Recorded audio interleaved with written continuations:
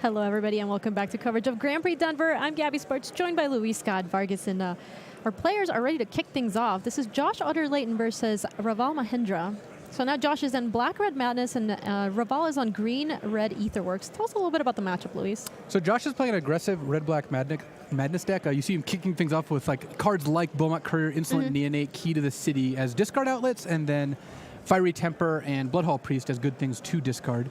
Beaumont Courier in particular is very powerful once you get enough cards under it.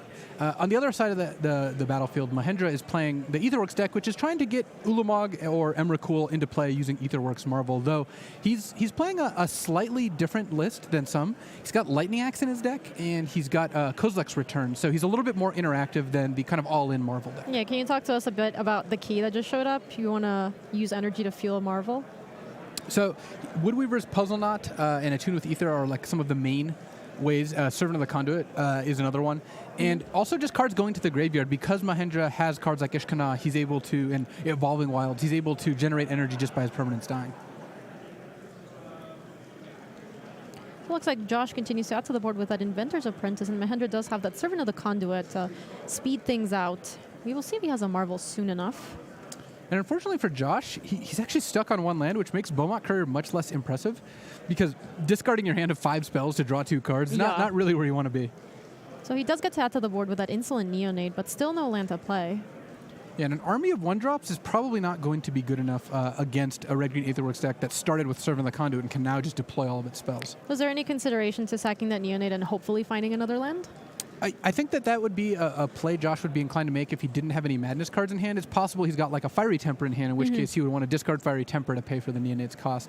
It's also going to depend on the texture of Josh's hand. If he's got a lot of 2-drops, then he might as well just wait, and if it lands the top card, he'll just be able to play his 2-drop next turn. So that's another reason to hold off on sacrificing. And Raval has a turn 3 Chandra here, tapping that Servant of the Conduit and fixing his mana to be able to play this. Oh, and Chandra taking up to play, yeah, the Puzzle Knot. Wow, so that was actually an efficient turn where Mahendra played 6 mana worth of spells on turn 3. And meanwhile, Josh, the low curve aggro deck's just on 1 land.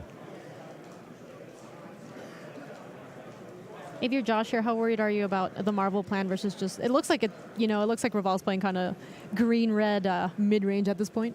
And that's one of the strengths of the list that Raval has brought to the table, is that he's very capable of winning a normal game. In fact, this game is looking pretty good, partially because of Josh's mana screw, but also just because a curve of turn 3 Chandra is going to impact the board pretty well. And imagine if Raval has like a Kozilek's Return here, that would be devastating. So Josh attacking that Chandra down a 1, and he was able to find that swamp off the top, which lets him play that Smuggler's Copter. Mahendra with the Ether Hub, adding to his energy as well.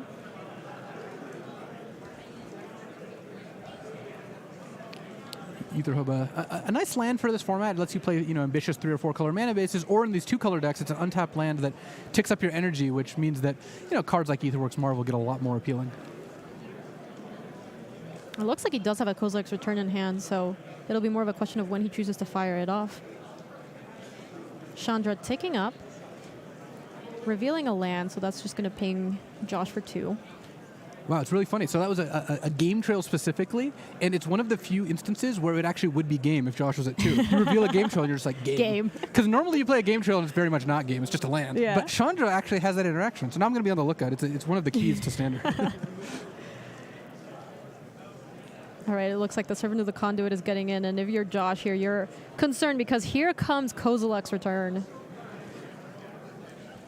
And that is going to clear the board of everything but the Inventor's Apprentice and the Smuggler's Copter.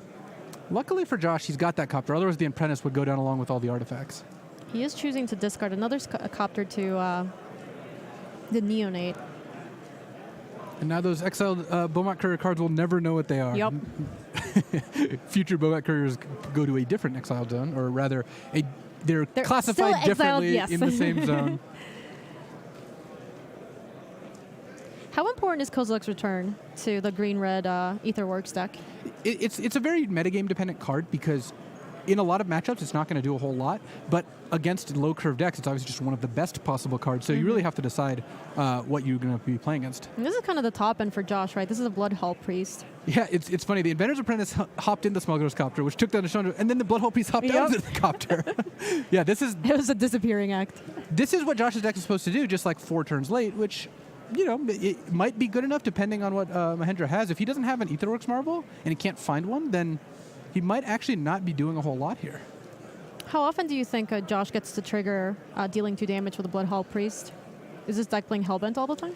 One of the most frequent ways to trigger it is you have a Beaumont Courier in play.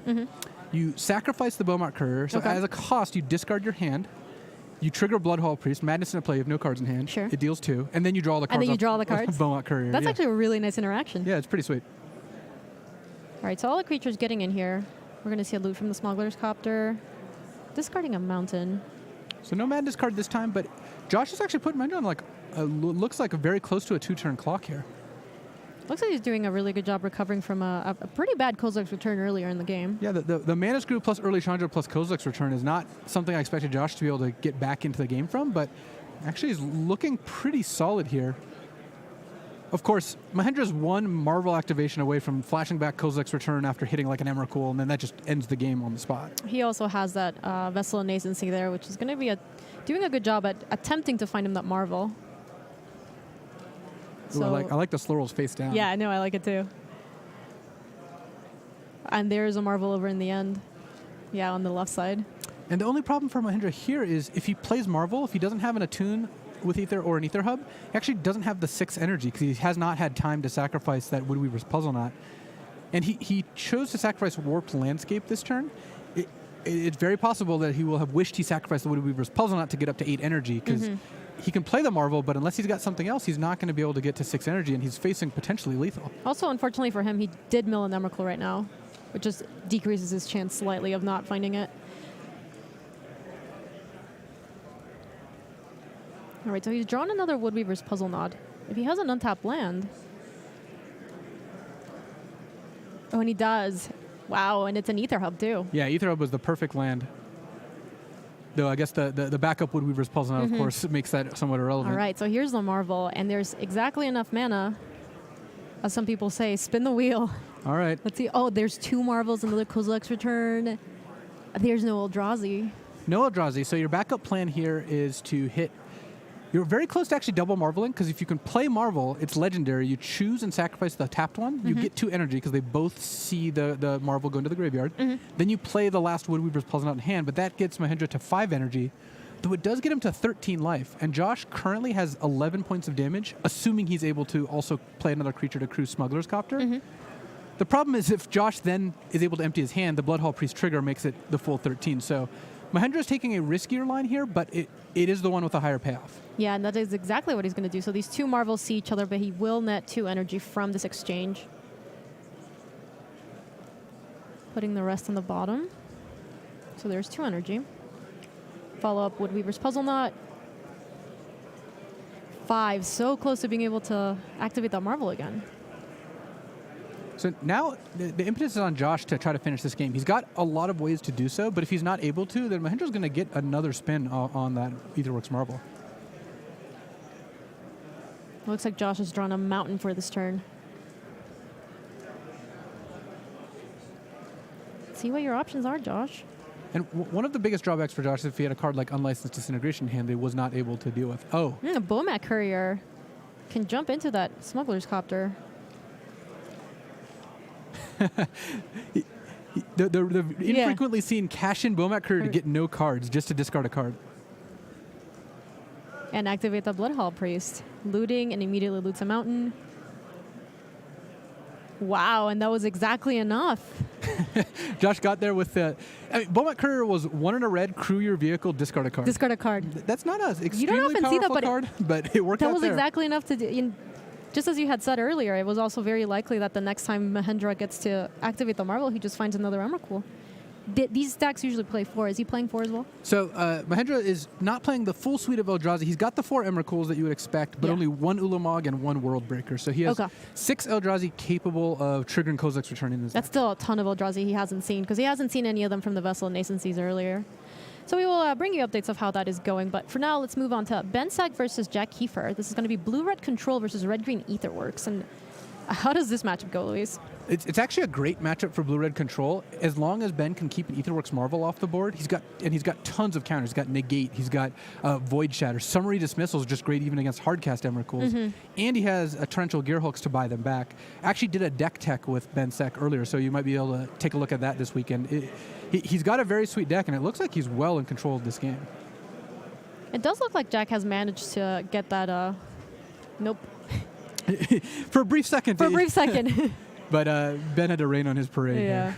I wasn't sure, yeah, so it looks like it was on the stack while this was going on.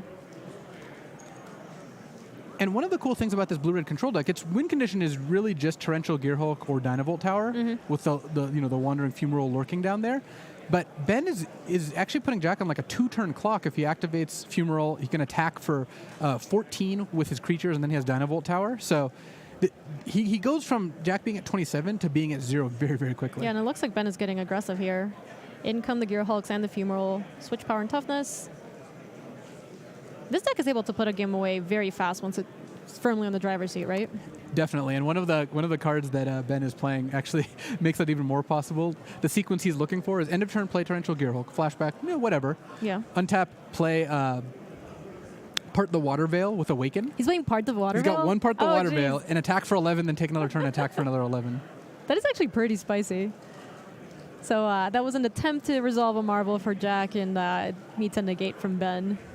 Yeah, this does not look like it's going to last long. I also want to give credit to Ben for his basic land choice. Very high in the power rankings. I heard you guys discussing that during the deck tech. That might have been non-zero a reason I gave him a deck tech. Also, the deck is very sweet. All right, and that is going to do it. Ben Sek takes the first game here from round 3 at GP Denver. Moving back to Josh Utter-Leyden versus Raval Mahendra. This is once again Black-Red Madness versus Red-Green Etherworks. And taking a look at these players' sideboard, Luis, who do you think this is going to favor?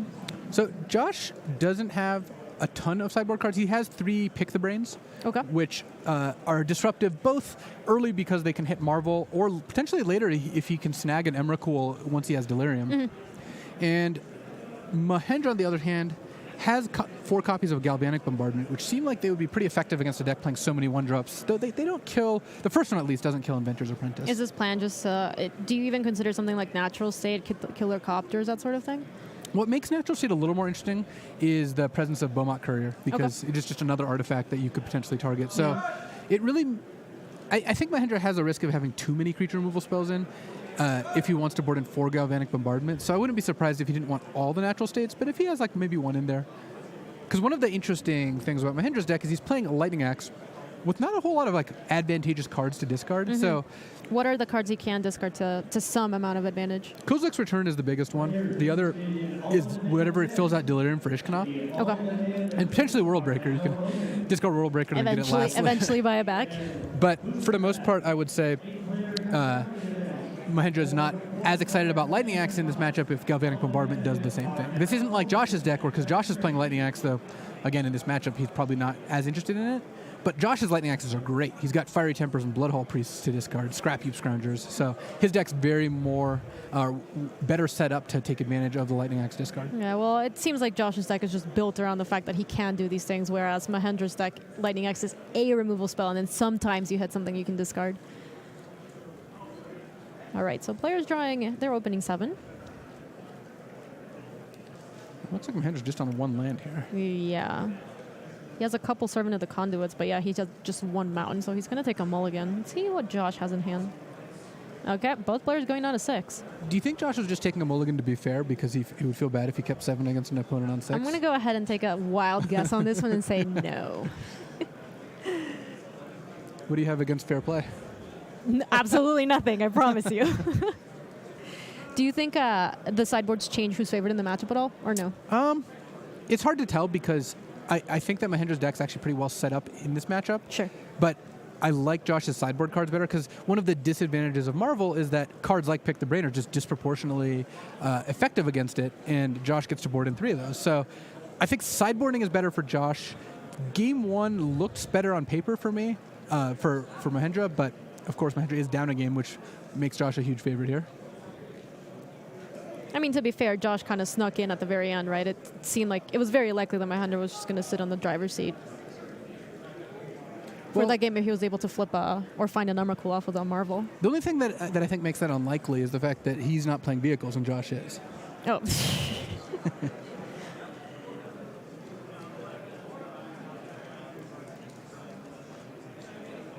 Is that patented now? You can't be firmly in the driver's seat unless you're actually piloting things. But now that you have vehicles in the format, it feels like that it should be reserved for those who actually can drive things. I think Mahendra kept a one-lander, but it is a Ether hub plus a tune with Ether, so it will soon be a two-lander. That is pretty nice. This deck has a lot of redundancy in terms of being able to find more land, so you can dig yourself out of situations like this. The Servant of the Conduits help as well. Fortunately for Josh, going down to 5, how badly does this deck mulligan? Well, Josh has a couple of cards that actually make it mulligan less poorly than something like Mahendra's deck, because Beaumont Courier builds up cards, especially against a deck that has not very many blockers, though it has a bunch of removal. Smuggler's Copter and 1-drops mean that you don't need a whole lot to get going. And then, of course, because you can discard Bloodhole Priests to discard outlets like Smuggler's Copter, you can kind of get your cards back. So I'd say mulligan hurts Josh less, but of course he is mulliganing. He's still going to 5, yeah. Let's see what his opening hand looks like. Looks like it might be a couple lands. Yeah, so he is choosing to keep. Let's see if he wants to keep that on top. Scry to the bottom. And it looks like Josh is running the double Beaumont Courier, double Swamp Hand. So we could see his Couriers picking up a lot of cards very soon here. As you mentioned earlier, Raval here with that attune with Ether. Getting the first Forest. Getting him some energy too. Or some 2 energy. All right, and let's see what Josh can do to follow up here. The first Beaumont Courier immediately just comes into play tap, exiling 1 card. You could say it's sending a message. Yep.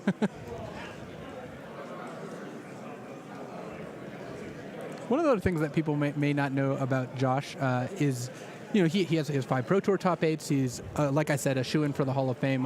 Based on what people with similar stats have voted, he's a very accomplished deck builder, but he actually loves beating down. You know, of the decks he's made over the course of testing together, I've tested with him for, you know, better part of a decade.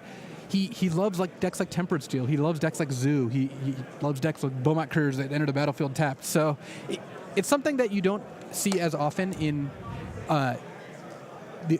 accomplished pro players who, there's not as many who love beatdown as those who love control. Sure. Well, actually, that's a really interesting question. Where do you think pro players skew in terms of how much they like control versus liking beating down? Players definitely, you know, if you look at, like Platinum Hall of Fame level players, they skew towards liking control, because control, and I can speak with experience, makes you feel clever. You like drawing cards, all these things. But it also prolongs the game, which is a legitimate advantage. It is, because if you have a very long game with 100 decisions, and you're more likely to make the decisions correctly, that is better for you than a very short game with fewer decisions. Well, you're just also giving your opponent a lot more turns to maybe mess up. Yeah, so it puts the burden on them, especially if you're able to make the correct decisions. That being said, I know, speaking for myself and many other players over the last couple of years, I've had a lot more success beating down. So maybe at the end of the day, I'm willing to just play whatever it is, has collected company in it. But but I just want to point out that Josh specifically does like attacking. Well, Josh is doing a very good job digging himself out of this mulligan. Following it with a Smuggler's Copter, a Scrap Heap Scrounger that is getting into the Copter. Beaumont Courier also coming in. So Josh almost assuredly has Fiery Temper based on this attack, because he can discard it to the Copter and kill the conduit, Servant of the Conduit, before it blocks the... Yep, and that's exactly what's going to happen. Sick reads. Well, we also knew that he had a Fiery Temper in hand, but aside from that... That read was... Yes, I knew he had a Fiery Temper in hand. That, of course, I think was something that you could tell just by also looking at just that attack. And it turns out that it worked out fairly well for Josh. Well, that Kozilek's Return is actually going to take care of most of the creatures here. Good. Smuggler's Copter gets to see another day, but that Beaumont Courier is gone forever. The good thing for Josh, though, Scrap Heap Scroungers, it comes back. It can crew the Smuggler's Copter. Okay, so there is the Marvel for Raval. And currently on 3 energy, but Cracking the Vessel gives Raval up to 4 energy, and then if he plays a Puzzle Knot or he plays another card that can go to the graveyard, he's well on his way there. All right, so it looks like, yeah. Scrounger coming back. Exiling that courier. Jumping into the helicopter. And we'll see a loot. No madness for Josh this turn. Discarding a swamp. He's also going to follow up with another Smuggler's Copter. So now it's on Ravel. Can he generate enough energy to Marvel this turn? And the answer looks like no. He's got a second Aetherworks Marvel in hand, but unless he finds a Woodweaver's Puzzle Knot off of this vessel, then he's not quite going to get there. And there's an Attune with Ether right there. Ishkana, land, a couple lands.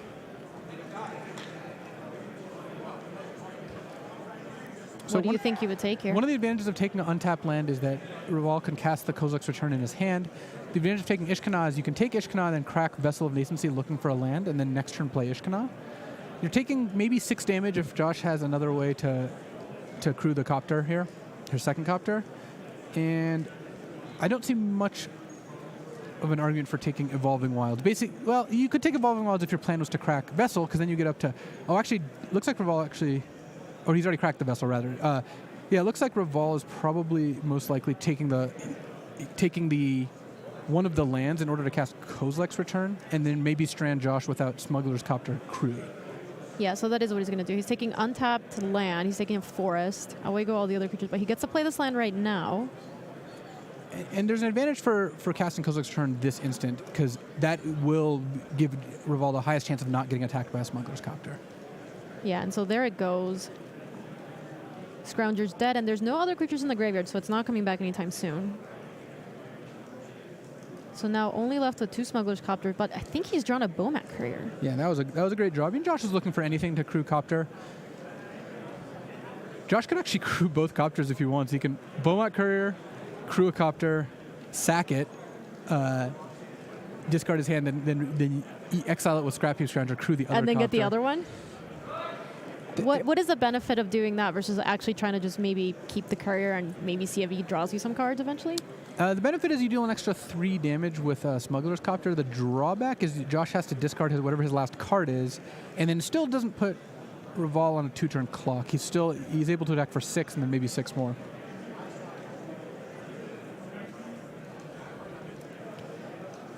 All right, so he's getting in there, and yes, there is not going to be a sacrifice here for the Scrounger. Instead, the 1 Smuggler's Copter gets in, discarding a mountain. Another relevant factor is that if Josh did the line of play that involved sacrificing Bomat Courier, he would get no loot benefit, whereas now, since he had a card in hand, he gets to actually get a benefit out of the Fair draw, enough. then discard. Mm-hmm. It's always interesting deciding when to loot or not. Like if you have Smuggler's Copter and you have your second best card in your hand, I mean, maybe it's Would not you worth loot? looting. For more research on that, there are a lot of articles written on whether you should loot or not. So a second Aetherworks Marvel making an appearance for Mahendra, and then this is going to, once again, Legend rule out one of the Marvels, but bring him up to enough energy to actually be able to activate it. And it's really funny that the legendary status of Aetherworks Marvel is actually an advantage. It makes the card better, where generally that is not the case. Yeah, this is one of the very few cases where this comes up. And he also chose not to activate the Marvel during his turn. Why is he doing that? So the disadvantage of that is if Mahendra hits an Emrakul, it won't take this current turn that Josh is taking. That's why you see a lot of Marvel players activate Marvel on their turn. Mm-hmm. But the advantage is that by waiting, Mahendra forces Josh to animate Smuggler's Copters if he wants to attack with them. And then if Mahendra hits an Eldrazi, the Kozilek's Return can come out of the graveyard and kill Smuggler's Copter, whereas they're safe during Mahendra's turns. So if you're Josh, what do you do here? Well, based on his actions, I guess attack with everything. Sure. Crew up both Copters and hope the Marvel misses. All right, here comes the Marvel. 0 energy, and let's spin the wheel. No Eldrazi yet. Oh, there's a World Breaker. Oh, wow. Yeah, World Breaker is almost just going to do it by itself. Because remember, there's Kozilek's Return in Mahendra's graveyard, and then World Breaker is going to still trigger, so you can take out like the Foreboding Runes, leave Josh with 3 lands and no creatures. Oh, geez, this is savage. The Scrap Heap Scrounger does have a bit of action there. Yeah, so flashing back, the Kozilek's Return. It's exiled, but all the creatures are dead now, too. And yep, looks like that World Breaker is going to be targeting that Foreboding Ruins, exiled as well. Josh down to 1 card and 3 lands in play.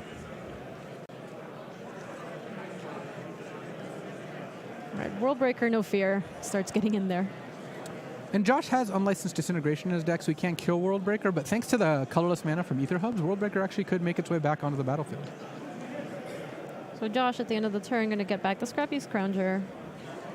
Now there's more fodder in the graveyard to actually continue to bring them back. Yeah, Josh is making a go of it. That Mahendra attacking there, I think, actually worked out well for Josh. Oh, he had a natural state. which is essentially a game 3 because that Scrap Heap Scrounger still has more creatures to devour. And he's just trying to finish the game quickly, right? He is at a 10. He wants to make sure he doesn't die by then. Bloodhaul Priest is the last card for Josh. And that's a good phrase for Josh. Bloodhaul Priest is the last card because that will, of course, trigger the Bloodhaul Priest. Yep. And that should be enough to keep the World Breaker back here. Game Trill for Mahendra. Definitely not game here. I feel like I've gotten in the habit of just saying game every time I play that now. I'm ruined. I can't say I'm sorry about that. So Mahendra, given that he's a World Breaker, which is a recursive threat, also if Josh ever kills it and Mahendra gets it back, it will re-trigger the Kozilek's return. And then, of course, the Aetherworks Marvel, which is just such a dangerous card to have in play because a single Puzzle Knot immediately gets Mahendra already all the way up to 7 energy, 8 energy even. And drawing almost any permanent gets Mahendra closer and closer to spinning the wheel once again.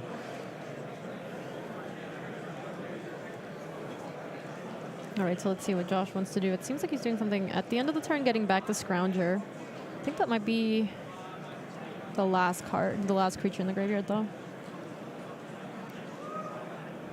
If Josh has Unlicensed Disintegration, though, that actually is lethal.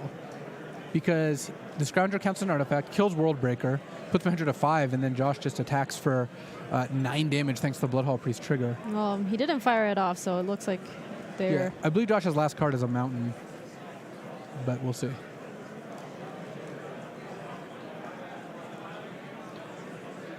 It looks like Galvanic Bombardment is a draw for Mahendra. So Unlicensed Disintegration no longer lethal.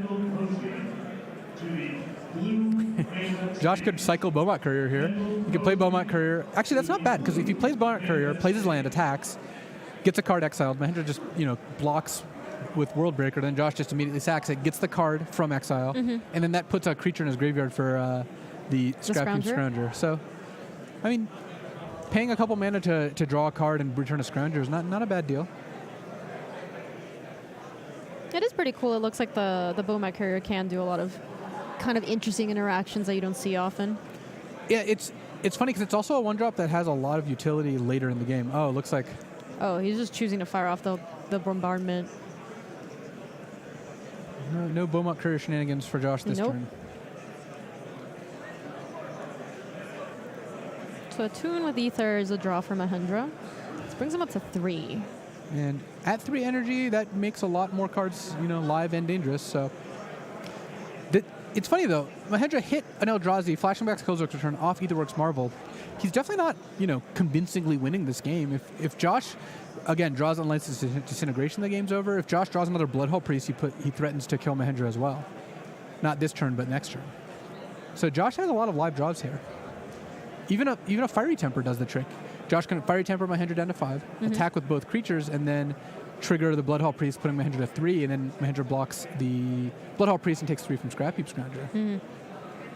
Also, Insolent Neonate as Menace. It can start pecking in for 1. Mahendra has also been drawing a couple lands as well, but it seems like this is not one of them. Oh, geez. Oh, wow. Hardcast Emrakul. I guess if we're at that stage of the game, that's going to make things a little more difficult. Yeah, flashing back the Kozilek's return, and this might just seal the deal. Now I don't know what Josh can draw to force Mahendra. Yeah. Yep. All right, so Mahendra's going to push this into a game 3. Here you see Josh Utter-Leyton versus Mahendra. Yeah, Emrakul was very good at doing that.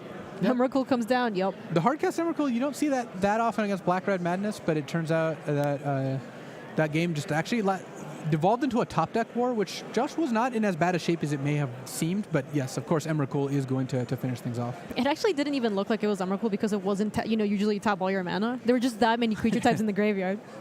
Moving over, this is back to Bensek versus Jack Kiefer, and Bensek is up a game here. This is Blue-Red Control versus Red-Green Aetherworks. TBS making coverage's life hard by setting in Dragon Master Outcast. And that's what the random Ulamog on the board. So tell me about Dragon Master Outcast in this deck, Luis. Ben sides it in when he really wants to curve out. You just play it on turn 1 and you just start getting okay. Can you actually tell me about this card? Only because you asked so nicely. Dragon Master Outcast, it's a 1-mana 1/1, and then if you have 6 or more lands on your upkeep, you get a 5/5 dragon, which it looks like TBS actually, Ben Sack has 3 out. It's good against decks with that side-out removal because the blue-red deck is so light on creatures. Often, Ben's opponents will not have removal in their deck, and as a result, siding in a 1-mana threat that currently is accounting for 16 power. So Dragon Master Outcast is a very, very strong card in the late game, and against slow decks without removal, which frequently is how the matchups end up going, it can be very strong. Interestingly enough, too, Ishkana and family are very good at, handling flyers. But these are 5/5 flyers. And they're going to get past those spiders eventually. Though, Ben has to watch out. He's at 4. The funny thing is, there it is.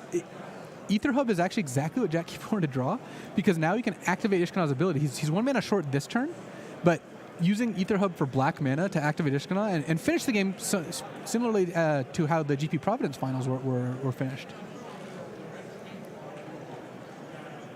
I guess Jack Kiefer is playing red, green, blue, black either works. Yeah, is there anything that Ben can do in the face of the Ishkana activation? So Ben can find a way to kill Ishkana, which is not trivial, but it is possible. Ben also could potentially attack with enough creatures to force. If you can force Jack to block with 2 of the spiders, then that will make it so Ben does not have lethal. But then, of course, Jack could attack back and then activate. Jack's also at 21. Yeah, that's going to make that difficult. Ben also has Summary Dismissal in his deck. You see 1 exiled there. He has 2 copies, and if he's able to stack up another Summary Dismissal, that actually counters the Ishkana activated ability. Fair enough. Yeah, we see Summary Dismissal have a lot of very interesting corner cases. This could be one of them. One of the funniest things about Summary Dismissal is it's not a good counter spell to back up your threat. If you play a threat, they play a counter, and you play Summary Dismissal, it counters your card also. Oh, well, dub. That is not something I would recommend. Yes. All right, so it looks like this match might still take a little bit of time to conclude, so we'll bring you updates. But in the meantime, let's move back to our main match. And of note, Bensek did have a Summary Dismissal in hand, so he was not going to die to that Ishkana activation, so the game was going to take at least a couple more turns. Josh kicking things off with a Bomat Courier. 1 card exiled. Mahendra with a Game Trail. Let's see what Josh follows up with.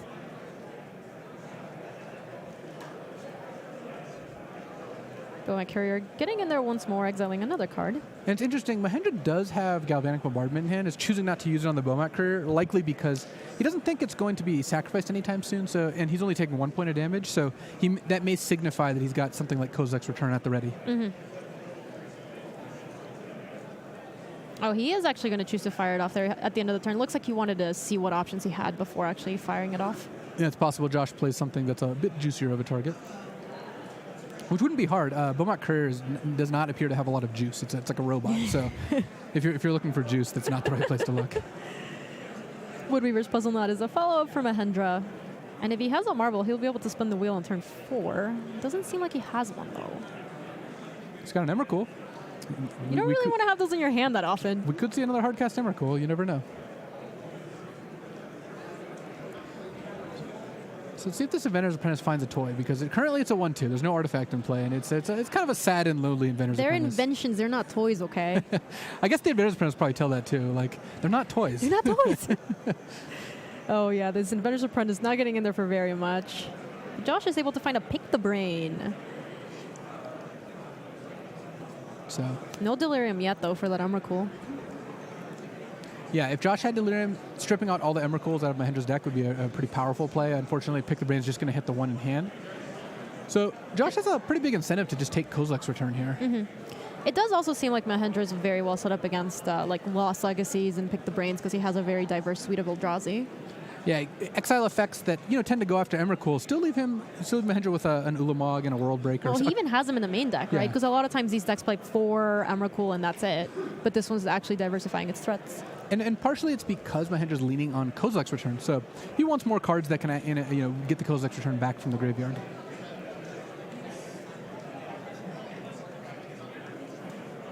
Any consideration to other cards other than Kozilek's Return? Well, if Josh's hand isn't vulnerable to Kozilek's Return, maybe it's not that great a card.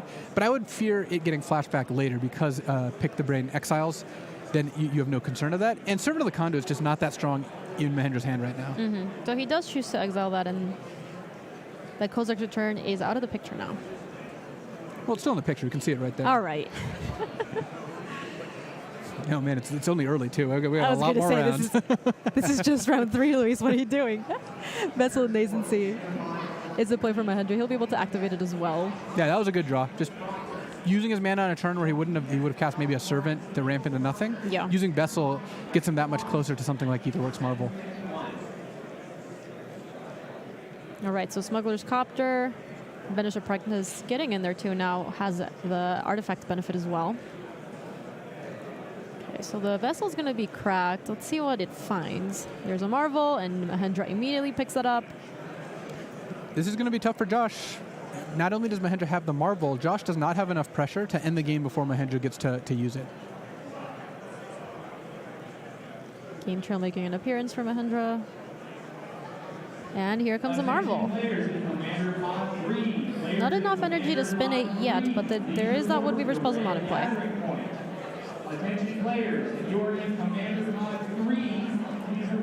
And even though Josh is going to be able to put some pressure on here, that Marvel is getting activated. One kind of good thing for Josh, I guess, is if Mahendra misses on the first Marvel activation, Bloodhall Priest coming out of Smuggler's Copter plus the Copter hit could put Mahendra in a spot where he does have to hit off Marvel, and if he misses, he could be in trouble. And that's the best Josh can hope for. The best he can hope for is beating one Marvel activation. It seems unlikely that he's going to be able to beat 2, though it is possible. All right, Bloodhall Priest jumping into that helicopter, and in come both. We're going to see a loot. Discarding an unlicensed Disintegration. Thoughts on that? There aren't that many targets in Mahendra's deck, and if Josh has cards like Fiery Temper, he would rather just keep those to discard next turn. Sure. It would have won the game for Josh last game, but yeah. Emrakul, of course, being immune to it and not really doing a whole lot against Ulamog Yeah. makes Unlicensed Disintegration more of an anti-World Breaker card than anything else. All right, so Attune with Aether brings Mahendra up to 5 energy. Needs just one more to be able to spin the Marvel.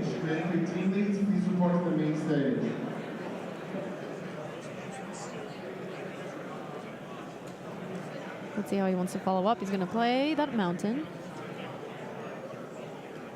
And now this might be a spot where cracking Marvel on Mahendra's turn in order to try to find Emrakul makes more sense. Why is that?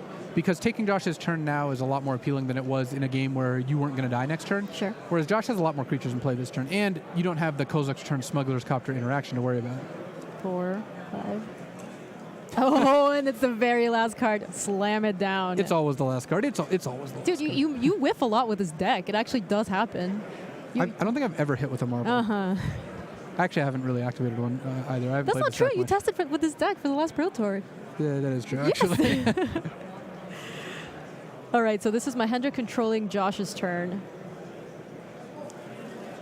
All right, so Mahendra can cast 2 spells this turn by Madnessing Fiery Temper. He can also attack one creature into Emrakul. So, like one good line, for example, here would be to send in Smuggler's Copter, use the loot ability, draw Fiery Temper, the Inventor's Apprentice. Smuggler's Copter gets blocked by Emrakul, and then Unlicensed Disintegration the Bloodhall Priest while you still have the Smuggler's Copter in play to deal additional 3. So that kills all 3 of Josh's creatures and leaves Josh with a basically useless Pick the Brain in hand. Mm-hmm.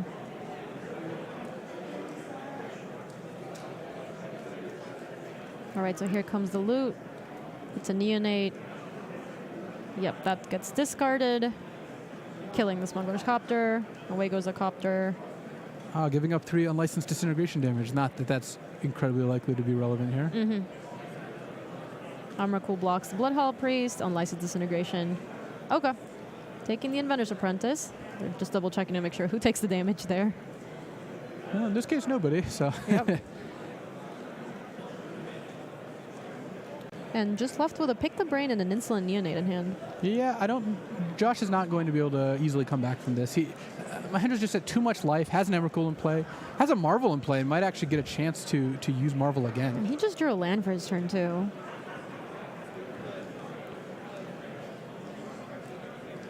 So the promised end living up to her name as usual. Let's see what Josh can do in the face of this. Pick the brain.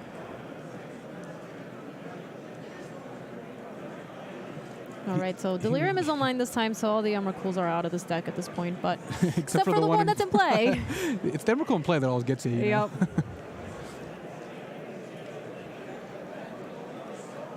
Oh, there's not another one. So I just sided out an Emrakul and drew an Emrakul and then hit Emrakul on the marble. That's sweet. Yep. Look, Marble's a great deck to play if you feel like you're going to have a good lucky day. I actually think it's a pretty decent choice. You don't call it spin the wheel for nothing. Yes. The fact that there's a lot of black-green and Marble tends to be pretty good against black-green is very relevant to your decision when deciding what deck to play here. What do you think about the different versions of the Marble decks, like red-green versus black-green or something? The black-green deck hasn't been as popular. There was a version playing essentially black-green Delirium with marbles, but now the biggest difference is there's the red-green mid-range deck, which is kind of what Mahendra's playing, versus like the more combo-oriented version that doesn't have cards like Chandra as often. And I like the mid-range version. I like having Servant of the Conduit. I like having cards that actually interact with the opponent's stuff because you're so much less all-in on Marble. That insolent Neonate pecking away. Oh, Josh is fighting the good fight. He wants to milk, every second of his round 3 feature match here. He doesn't know when he's going to have a chance to get another one.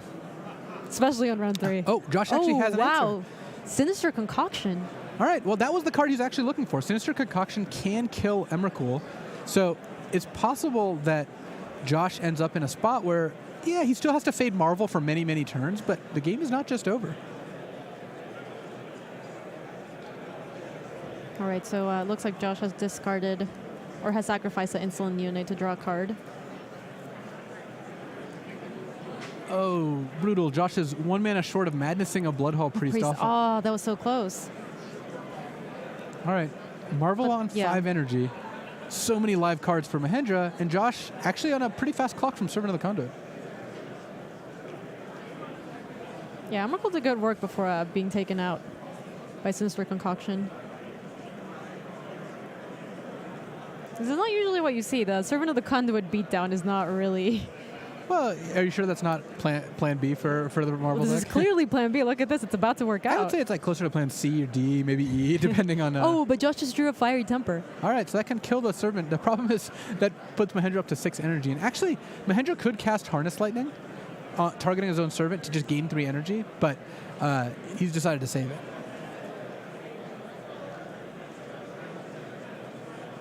All right, so that takes care of the Servant of the Conduit. And Mahendra now with another chance to activate this Marvel. Oh, and Vessel Nascency is also a very nice find. Oh, yeah, giving card selection an energy off the Marvel. It's just exactly what Mahendra wanted. Nothing super exciting. He finds another Servant of the Conduit, but with Josh at 2 life, that can be enough to seal the deal. All right, so here's a Marvel activation. Oh, man. Oh, there's an Ishkana in there? Ishkana is going to be pretty hard for Josh to beat. Yeah. Does he have an Ether Hub? Could he activate it? He doesn't. Not yet. I don't think it's going to come down to that, but it would be We're going to see that in the feature match at some point this weekend. We get very close to seeing it in Ben Sek's match, though I suspect his summary dismissal would at least stop the first instance of it.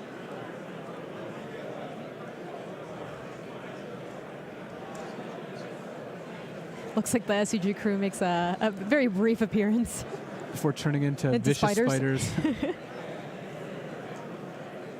All right, Josh.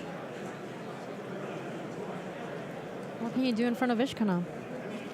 A handshake, it seems. So Mahendra Rafal takes this match here, round 3 from GP Denver.